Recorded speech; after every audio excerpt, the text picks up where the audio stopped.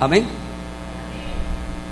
Él refirió otra parábola diciendo: el reino de los cielos es semejante a un hombre que sembró buena semilla en su campo. ¿Qué hizo el hombre en su campo? Sembró buena semilla. Más adelante nos damos cuenta que está hablando de semilla de trigo. Una buena semilla en su campo. Estas son palabras de Jesús, ¿verdad? Pero mientras dormían los hombres, o sea, en la noche, vino su enemigo. ¿Quién vino? ¿A dónde llegó ese enemigo? Al mismo campo. Al mismo campo. Vino el enemigo. ¿Y qué hizo el enemigo? También hizo una siembra, pero no de la buena semilla de trigo. Sembró semilla de cizaña. Cizaña. ¿Y la sembró dónde? Aparte, en medio de estaba la otra semilla del trigo, también sembró cizaña. La revolvió. En el ámbito donde estaban las semillas de trigo, también regó semilla de ¿qué? De cizaña. ¿A qué hora lo hizo? En la noche, sutilmente, oscuro, con engaño, para no ser notado. El enemigo de aquel que había sembrado sembró también en el mismo campo cizaña. ¿Qué pasó? Y se fue, aparentemente como si nada hubiera pasado. Pero comenzó a notarse algo que notaron los siervos.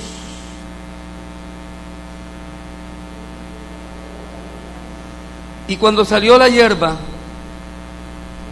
y dio fruto, entonces apareció también la cizaña.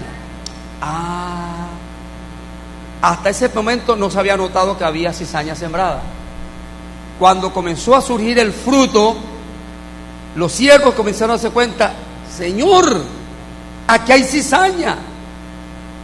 Dicen los entendidos, si usted lo lee en el diccionario bíblico, que el efecto que produce la cizaña revuelta con el grado de la cizaña, revuelta el trigo, es que daña el sabor.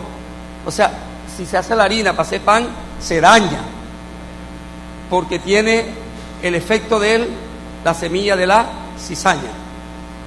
Dicen los entendidos que las dos matas, la planta del trigo y la de la cizaña, son muy semejantes. Muy semejantes. Y ambas producen fruto. Pero interesante que cuando el fruto comienza a madurar, cuando el fruto, la espiga del trigo comienza a madurar, se inclina. Porque el grano de trigo tiene consistencia y pesa. Pero el grano de la cizaña es liviano y se mantiene erguida. Cuando usted lo vean así, dice: ¡epa! Ese no parece trigo. Cuando la gente hace la cosa para pantalla, ese no parece trigo. ¿Me estoy explicando? Porque el que tiene fruto del Espíritu de Dios, amor, gozo, paz, benignidad, bondad, fe, mansedumbre y templanza. Amén. Fruto del Espíritu Santo. Fruto de arrepentimiento.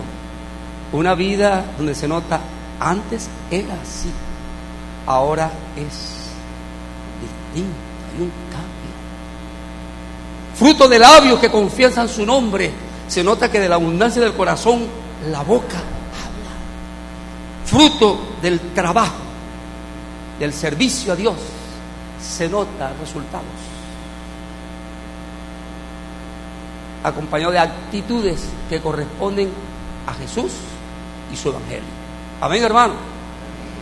Entonces dice que, vamos a leer la parábola: cuando salió la hierba y dio fruto, entonces apareció también la cizaña. Vinieron entonces los siervos del padre. Estoy leyendo el versículo 23 del capítulo 13 ya, 27 ya voy, capítulo 13 de Mateo. Vinieron los siervos del padre de familia y le dijeron: Señor, ¿no sembraste buena semilla en tu campo? ¿De dónde pues tienes cizaña? Él les dijo: un enemigo ha hecho esto. Y los siervos le dijeron: ¿quieres que vayamos y la arranquemos, Señor? Vamos a quitar esa cizaña, arranque todas una vez. Él le dijo: no sea que al arrancar la cizaña, arranqué también con ella el trigo. Dejad crecer juntamente lo uno y lo otro hasta la siega. Y al tiempo de la siega yo diré a los segadores: recoged primero la cizaña y atadle manojos para que sea quemada. Recoged el trigo en mi granero. ¿Cuánto damos gloria a Dios? ¿Para dónde va el trigo? Para el granero. ¿Para dónde va la cizaña? Más adelante, versículo 36 del mismo capítulo, dice un título: Jesús explica. ¿Qué es lo que explicó Jesús? La parábola de la cizaña. Entonces, antes que yo pretenda explicarla, Jesús la explicó.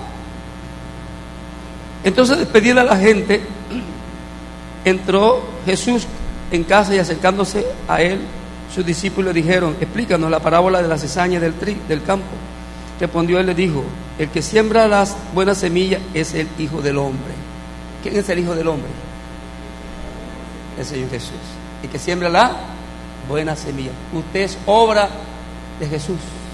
Amén. El campo es el mundo. La buena semilla son los hijos del reino. La buena semilla son los hijos del reino. Mire, cuando él explica la parábola del sembrador, la semilla es la palabra, pero ahora es los mismos hijos de Dios, los hijos del reino. Esa es la manera que se explica la semilla que genera una planta, un fruto. Los hijos del reino. ¿Dónde están los hijos del reino? Usted tiene que tener claro que usted es hijo del reino. Tenga claro. Porque en el campo, aquí está el campo, este es el campo. Una cosa es cierta, y a veces no quisiéramos admitirlo, pero hay trigo y que hay también. En medio del campo, el pueblo de Dios, en medio de la gente, el Señor ha plantado trigo, pero también se confunde fácilmente, y eso tiene un propósito, el maligno, para dañar testimonio de la iglesia, para confundir, para producir tropiezo en la gente, y para que la gente diga: pero mira los cristianos. No, mijito. Amén, hermano.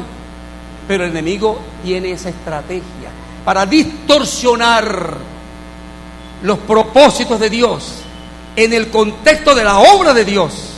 El enemigo hace su trabajo.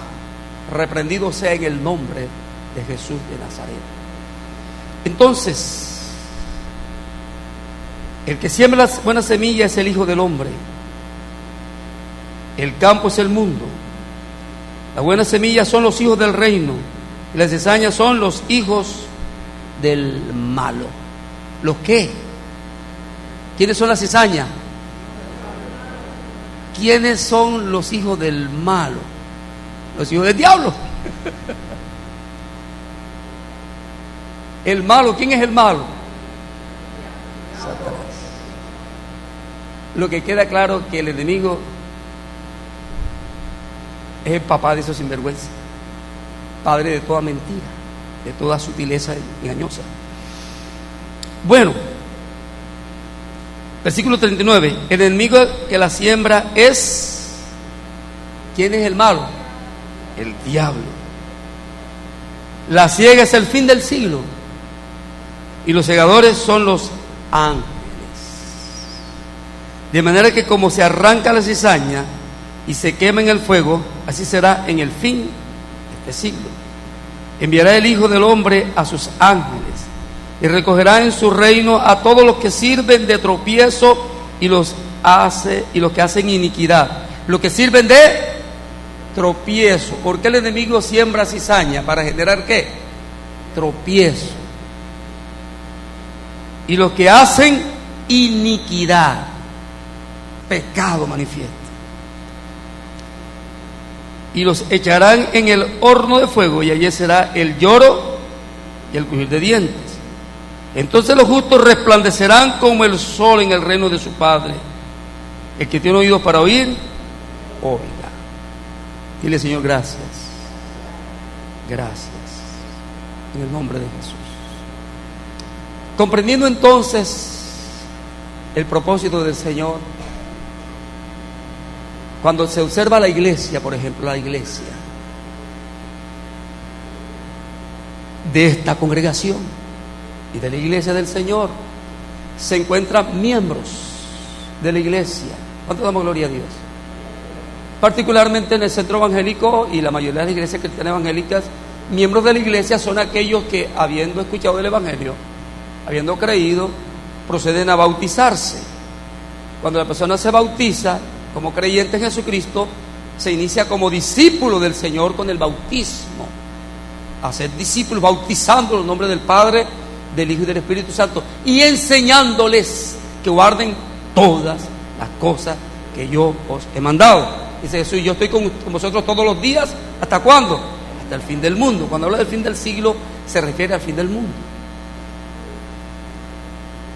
Dice la Biblia que aparecerá el Hijo del Hombre como una señal en los cielos, ¿verdad? Será un momento glorioso, pero también será de juicio para todo aquel que es cizaña y que tiene compromiso con el malo, con el diablo. Pero los justos resplandecerán como el sol en todo su esplendor. Amén, hermano. Entonces, usted debe tener una clara identidad, bien entendido que usted es un hijo de Dios. ¿Cómo una persona está segura que es un hijo de Dios? Dice la palabra, aquel que reside y cree en Jesucristo es un hijo de Dios. A los que recibieron, a los que creen en su nombre, le dio potestad de ser hechos hijos de Dios. Somos hijos de Dios, somos herederos con Cristo Jesús. Y el Espíritu Santo da testimonio a nuestro espíritu que somos hijos de Dios. Y usted tiene que tener la certeza que usted no es hijo del malo. Porque los hijos del malo lo que hacen es producir es tropiezo y practican iniquidad, a veces muy escondido. Pero los hijos de Dios hacen las obras que glorifican a Dios, y eso genera gloria al Padre Celestial.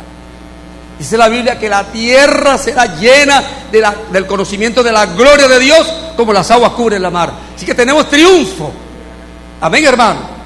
No somos un pueblo de derrota, sino de triunfo y de gloria en gloria con Cristo. Lo que sí es cierto es que tenemos que estar identificados con Jesús de Nazaret. Dice, será predicado este evangelio del reino para testimonio a todas las naciones. Entonces vendrá el fin. Y el Señor nos envía. Dice, como el Padre me envió, así yo los envío a ustedes. Vayan, prediquen el evangelio. El que creyere y fuere bautizado será salvo. El que no creyere será condenado. Estas señales seguirán a los que creen en mi nombre. Echarán fuera demonios. Harán nuevas lenguas, a los enfermos pondrán las manos y sanarán. Amén, hermano. Y también dice el Señor, id y haced discípulos, porque dice, tengo toda potestad en los cielos y en la tierra. Vayan, hagan discípulos, bautizándolos en el nombre del Padre, del Hijo, del Espíritu Santo, y enseñándoles que guarden todas las cosas que os he dicho. Estoy con ustedes todos los días hasta el fin del mundo. Dijo Jesús, recibiréis poder cuando haya venido sobre vosotros el Espíritu Santo. Me seréis testigos en Jerusalén, en toda Judea, en Samaria y hasta lo último de la tierra. ¿Cuánto damos gloria a Dios? Dice que se predicase en su nombre el arrepentimiento y perdón de los pecados, comenzando en Jerusalén. Y ustedes son testigos de estas cosas. Era necesario que el Hijo del Hombre fuese sacrificado, padeciera, muriera en la cruz, pero que resucitara al tercer día. Y ese testimonio tenemos que darlo en todas las naciones, presentando a Jesús con una clara entendimiento quién es Jesús. La gente hoy tiene muchos conceptos de Jesús. ¿Tú qué es lo que tienes en tu corazón y en tu mente? Concepto distorsionado, el concepto que no viene de hombre sino de parte del mismo Dios. Jesús lo preguntó a sus discípulos, ¿quién dice la gente que soy yo? Y los discípulos dieron respuestas que era común en la gente. Unos dicen que tú eres Juan el Bautista, que resucitó. Tú eres uno de los profetas, que tú eres Jeremías. Pero Jesús entonces centró la pregunta a ellos. Le preguntó a quiénes ahora, a ellos. estaba escuchando los criterios por allá. Hermano, si hoy también se hace la misma pregunta, Jesús la está haciendo, ¿quién dice a la gente que soy yo? Y usted va a escuchar muchas cosas. Algunas se ven como muy piadosas, pero usted la analiza con el lente del Evangelio de Jesucristo y se da cuenta, epa, parece pero no es. ¿Me estoy explicando? Analice las líneas doctrinales que existen. Si usted analiza con cuidado, se da cuenta que muchas de esas cosas que se notan y son a veces aparentemente tan aceptadas, no corresponden al Cristo de la Biblia, no corresponden al Cristo del Evangelio, no corresponden a Jesús, no corresponden.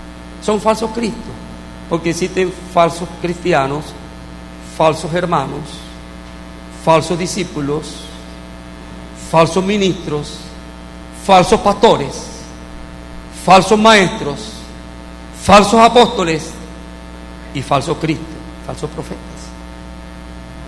Porque eso es cizaña que el enemigo puso dentro del trigo en el campo. Pero sí existen verdaderos hermanos en Cristo, ¿o no es así? Existen verdaderos hijos de Dios. Existen verdaderos cristianos, verdaderos creyentes de Jesucristo, verdaderos discípulos de Jesús, verdaderos siervos y siervas del Dios vivo, verdaderos ministros del Señor. Existe la iglesia de Jesucristo. Existe una apariencia en otro contexto, pero usted en esta época tiene que ser alguien que discierne. Si usted observa la manera que algunos grupos presentan a Jesús, se da cuenta de la distorsión, porque es importante tener claro quién es Jesús de Nazaret. Amén, hermano. Importante quién es realmente Jesús. En Él no hay mudanza ni sombra de variación. Jesucristo es el mismo ayer, hoy y por los siglos. Denle un aplauso al que vive y reina por los siglos de los siglos. El Evangelio de Jesús es uno solo. Y usted tiene que enfocarlo seriamente, ni a derecha ni a izquierda. Manténgase en la línea. Los discípulos o los siervos de aquel hombre dijeron: vamos a arrancar esa cizaña. Aguántate. No te pongas a pelear con la cizaña. Lo que tú tienes que hacer es dar frutos. ¿Cuánto damos gloria a Dios? Dicen, porque yo no he conocido esos sembrados, dicen, y he escuchado explicaciones que como se parecen tanto las plantas, y tú quisieras arrancar la cizaña, te confundes y puedes arrancar trigo. Entonces usted tiene que tener paciencia, eso sí, cuando abunda el pecado, que sobreabunde la gracia de Dios también en ti. Amén. Y esmérate en vivir una vida que corresponde a un mover del Espíritu Santo de Dios, porque no se trata de la fuerza nuestra, es el Espíritu quien genera fruto. Y contra tales cosas no hay ley, nadie te lo puede impedir. Puede ser que al cristiano le arranquen la cabeza, lo han hecho con muchos, pero usted puede mantenerse en su posición en Cristo Jesús. A Juan el Bautista se la cortaron. Puede ser que te den piedra como le dieron a Esteban, pero hasta lo último decía: Padre, Señor Jesús, recibe mi espíritu, no le tengas en cuenta este pecado. Y estaba viendo los cielos abiertos, veía a Jesús sentado a la diestra del Padre Celestial, y él lleno del Espíritu Santo, aunque estaba recibiendo piedra. Porque todos los que quieran vivir piadosamente en Cristo Jesús padecerán persecución. Se está notando que contra la iglesia hay una tarea, y eso no piense que está lejos, está aquí mismo, de distorsión, de difamación, se ha comprobado que en las elecciones pasadas muchas de las votaciones de los cristianos se las dañaron. Lugares donde iglesias enteras votaron, no apareció sino 0 votos. Por eso se ha notado que sí ha habido trampa, pero que aparezcan 0 en lugares donde votó iglesias enteras, comprobado. Pero ¿cómo lo pruebas tú? Esperamos que Dios haga justicia. Aún los hermanos del Mira, ahora después del periodo de congreso que aparecieron, sí tenían, verdad, cupo para otros. No está viendo la noticia, 3 más. ¿Por qué? ¿Qué es lo que pasa? Y hay mucha sutileza del maligno en todos los niveles.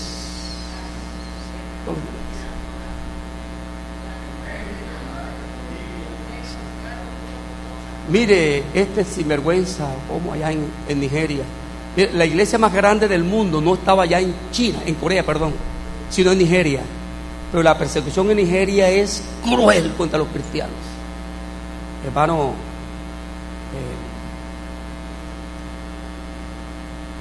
se me olvida el nombre. Bueno, la iglesia más grande del mundo estaba en Nigeria. Allá donde están, hace poco niñitas se las llevaron secuestradas, a violarlas, porque era un colegio de cristianos. Lo que está pasando en Sudán, lo que está pasando en Nepal, lo que está ocurriendo en Siria. Ayer estaba viendo las noticias, se ve un caballero con un nene así y otro él llevando esos niñitos, saliendo ¿para dónde? No sabe. Bombardeo, pues son cristianos. Bombardearon el hospital en Damasco, Siria. Duro. No le crea la mentira al diablo que sea cristiano y que usted está en una nubecita bien bacana, en un colchoncito de plumas. Eso está generando una situación, una percepción de fraude. Y la gente que le enseñan así el evangelio, cuando se enfrentan a la realidad, me engañaron. Porque revise la Biblia y te das cuenta que el Señor dice lo que sí ocurre realmente a los cristianos. Hoy en día se está dando un evangelio donde la gente vive chévere, todo chévere. Mentira de Satanás. ¿Cuántos damos gloria a Dios, hermano? Ahora, no es que somos masoquistas, pero de que viene la situación, trata de vivir realmente los principios de Dios para que vea. Dentro de la misma familia se levanta la gente.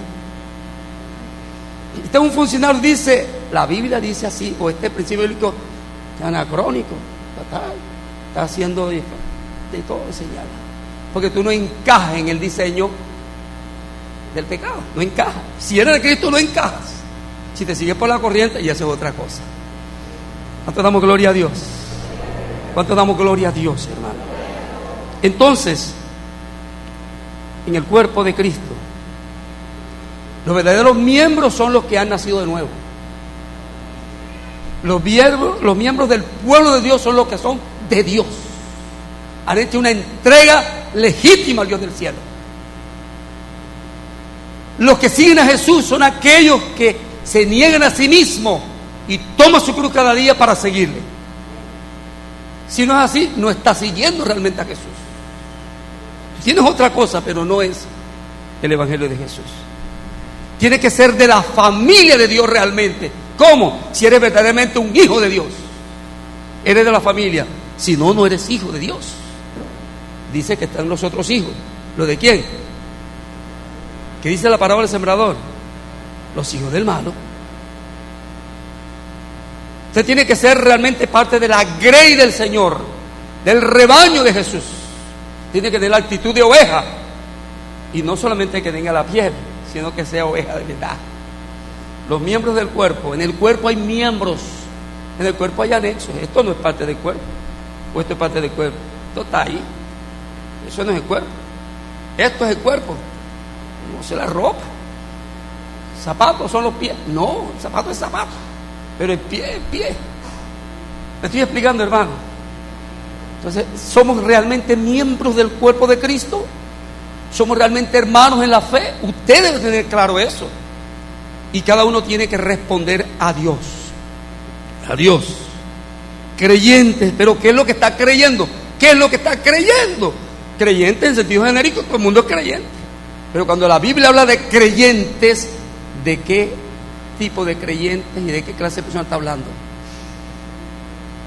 A la respuesta que dio Pedro, en cabeza de Pedro vino la respuesta, en la boca de Pedro, pero eso vino de parte de Dios.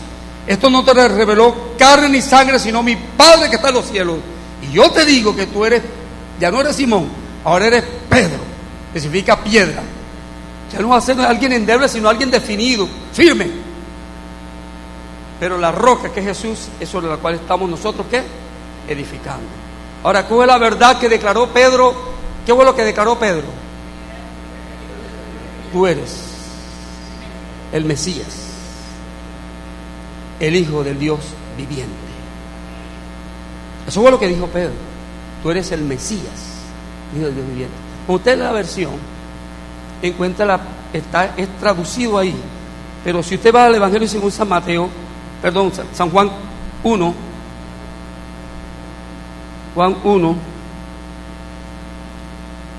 vaya al Evangelio según San Juan, capítulo 1.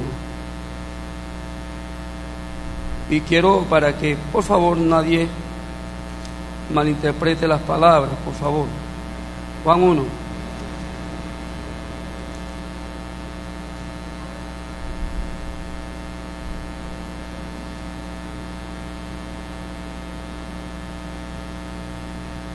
Versículo 41, ¿puede leerlo?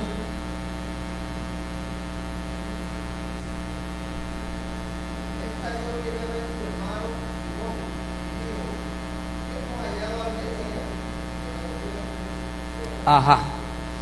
¿Qué es lo que estaba diciéndose ahí en ese texto bíblico? Cuando Andrés encontró a su hermano Simón, el que más adelante lo declaró, se afirmó en su corazón esa verdad. ¿Qué fue lo que dijo Andrés cuando invitó a su hermano? Hemos hallado ¿a quién? Al Mesías. ¿Qué fue lo que había encontrado Andrés? Al Mesías. Lo que quedaba claro, toda la profecía que hablaba del Mesías estaba haciendo referencia a Jesús. La fe en Jesús como Mesías, reconocer todo el trasfondo profético propio de Jesús. Sin embargo, ¿por qué hago referencia a esto? Porque es que la palabra Cristo es una traducción. Ahí está explicado que es una ¿qué? Una traducción. Cuando usted lee Mateo 16, vamos a Mateo 16.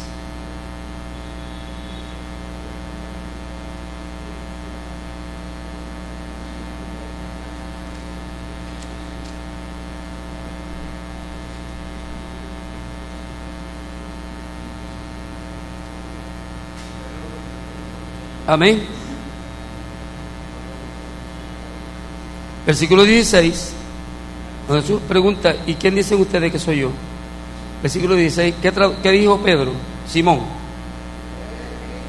tú eres el Cristo. Pero esto es la traducción. ¿Qué fue lo que dijo realmente Pedro? Tú eres el Mesías. Yo insisto en esto porque es que el término Cristo, no estoy en contra de que llaman Jesucristo, solo que el término en el común de la gente no le explica la realidad. Porque la gente tiene una manera de interpretar el concepto de Cristo que no es exactamente al sentido con que fue traducido. Porque es que el enemigo trabaja sutilmente con esas situaciones de invertir y trastornar el sentido de las palabras. Mucha gente cree que Cristo es un nombre y Cristo es un objeto para muchas personas, un crucifijo. Pero cuando Pedro declaró esa palabra de parte del Padre, dijo: tú eres, sí, se traduce el Cristo y no está malo, pero lo que estaba diciendo, eres el Mesías. ¿Me explico? Y eso lo entiende la gente un poquito mejor. La traducción, es la palabra Señor, por ejemplo. La palabra Señor, cuando usted en la Biblia se da cuenta que eso implica una autoridad suprema, pero en el lenguaje común, ¿eso qué es? El señor López, el señor Gutiérrez, el señor. Pero el sentido bíblico es Señor. Por eso dice Jesús: ¿por qué me dice Señor, Señor, y no hace lo que yo digo? Entonces el enemigo en su sutileza distorsiona las verdades fundamentales. Entonces eso impide a la gente entender la revelación que Dios está presentando en la palabra. ¿Me estoy explicando? Cuando usted observa, perdone que voy a de pronto herir sus sensibilidades, la figura de María que se resalta en el catolicismo, y usted compara con la María bíblica, no encaja. No encaja. No encaja. Porque la María bíblica del Nuevo Testamento nunca aceptó una imagen. ¡Nunca! Y María, como es presentada en el contexto religioso, lo que tiene es imagen en todas las formas. Guadalupe es una forma, del Carmen es otra forma, y se distinguen por la figura de la imagen, del dibujo, o de el pilar Socorro, Candelaria, Pilar, etcétera, etcétera, etcétera. No lo digo por decirlo, sino que yo de eso no quiero ufanarme, yo de eso conozco, porque yo fui formado en ese criterio. ¿Me entiendes? Difícilmente un católico me va a explicar, como yo pudiera explicarlo, por qué se le llama Guadalupe, por qué se le llama Carmen, por qué se le llama Lourdes, por qué se le llama del Rosario, según la misma María, admoniciones de María. Entonces eso tiene una historia según de apariciones que María tuvo. Pero que usted compara ese tipo de devoción, se da cuenta que eso no armoniza con María de Nazaret, la madre de Jesús, la bienaventurada madre de Jesús de Nazaret. No armoniza. Incluso conceptos de Jesús, el corazón de Jesús, con el Jesús bíblico, no armoniza. Son totalmente incompatibles. El corazón de Jesús, que se apareció a Santa Margarita María de la Coque, no es el Jesús, el Cristo, no es. Porque ese Jesús proclamó que donde se honrara la imagen de Él, tal y tal y tales promesas. Y la Biblia dice que no te harás imagen. No es el Jesús bíblico, no es. Aunque uno tiene que amar a la persona que tiene esas creencias, pero tiene que mantener la fidelidad de la verdad, porque la iglesia es columna y baluarte de la verdad, pase lo que pase. El Jesús que predican los testigos de Jehová no es el Jesús bíblico, no es. Y le puedo dar las citas bíblicas que ven clarito que no es. Si una distorsión, que la persona le dice, estoy predicando a Jesús. No, mijo, no es Jesús el de la Biblia, no es.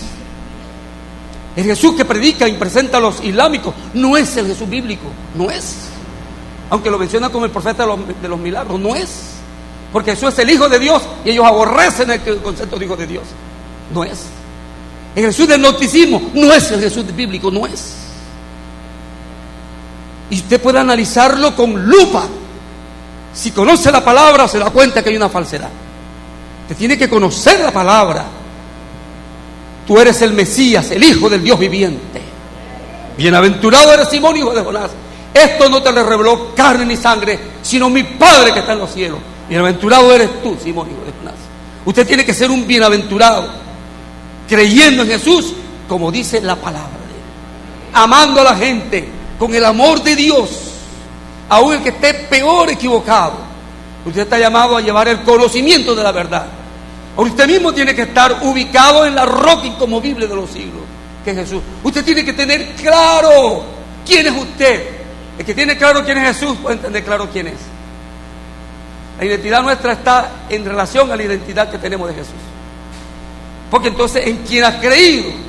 Pablo dijo, yo sé en quién he creído y Él es poderoso a guardar mi depósito hasta el final. Tú debes tener la misma creencia. Amén.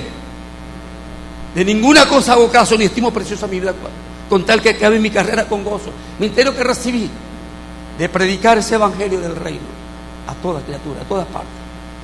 Y Pablo lo entendió y vivió esa palabra. Y usted, repito, no puede ser contencioso, porque no es propio del cristiano ser contencioso. En un momento dado Dios te va a dar la oportunidad de decirle, mira lo que dice la Biblia. Mira lo que dice la Biblia.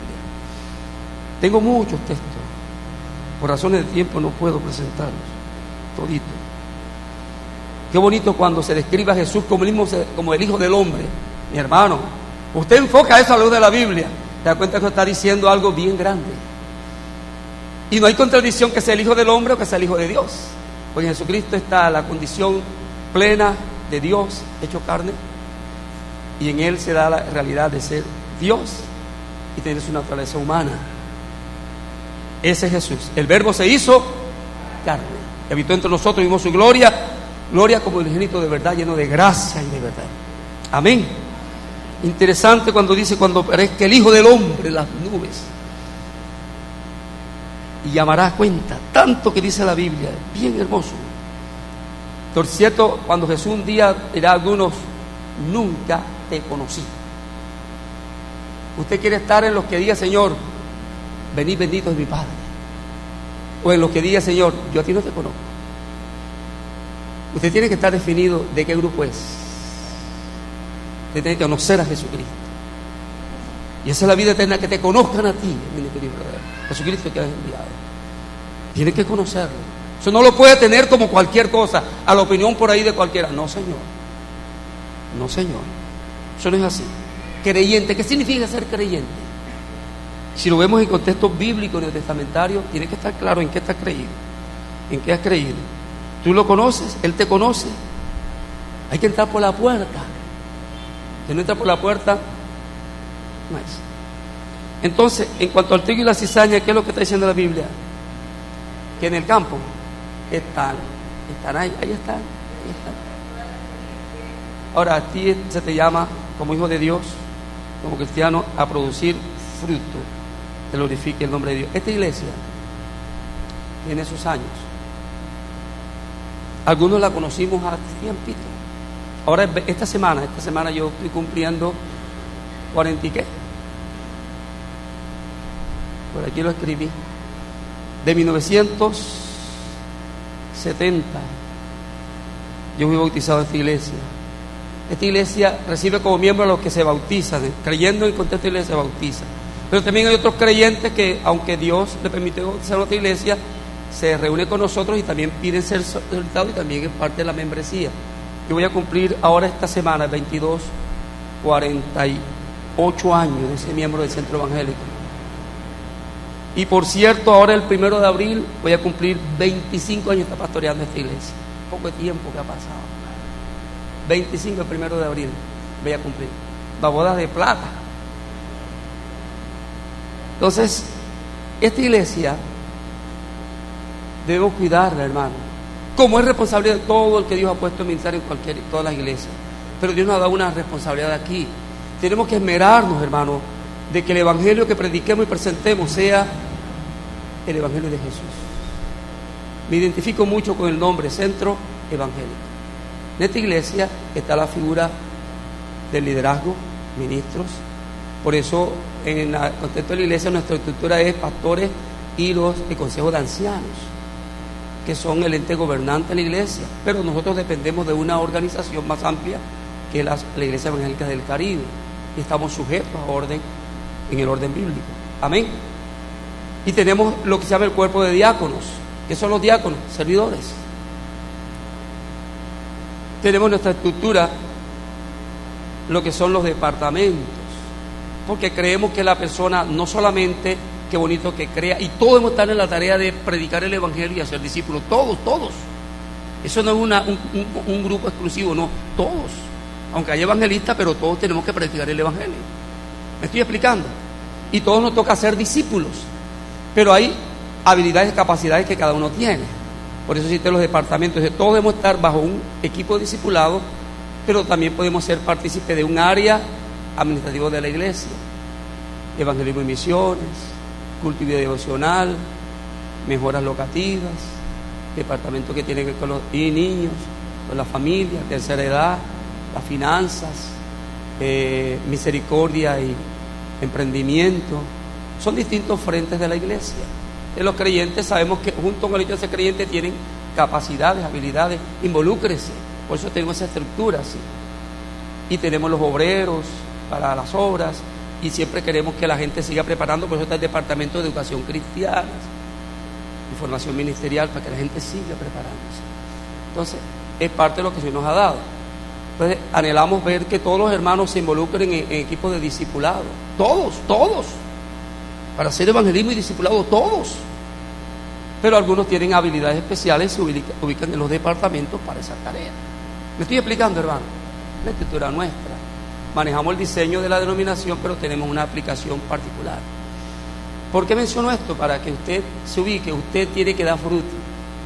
Y usted tiene un contexto donde puede encajar perfectamente. Y de acuerdo a las gracias que Dios ha manifestado para con usted. Entonces le animamos a que usted prosiga adelante y debe dar buenos ¿qué? Frutos. De la capacidad que Dios te ha dado, usted genera resultados por la gracia de Dios manifestada en ti.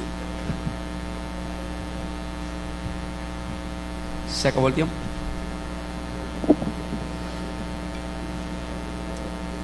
El coro ya dio la enseñanza y los textos bíblicos reafirman esa verdad. Amén. Usted tiene que tener claro en quién ha creído. Usted tiene que ser un verdadero discípulo. Conoceréis la verdad hará libre. Pero antes dijo el Señor: si vosotros permanecéis en mi palabra y mi palabra permanece en vosotros, seréis verdaderamente mis discípulos.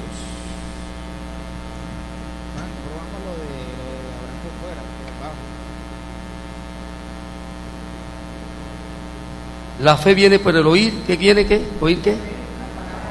La palabra de Dios. Hay que dar a la gente la palabra de Dios para que la gente crea y tenga vida eterna. No me elegiste vosotros a mí, sino que yo os elegí a vosotros y os he puesto para que vayáis y llevéis fruto. Vuestro fruto permanezca, para que todo lo que pidierais al Padre en mi nombre, Él os lo dé. Estos mando que os améis unos a otros. Es una evidencia de que somos del Señor.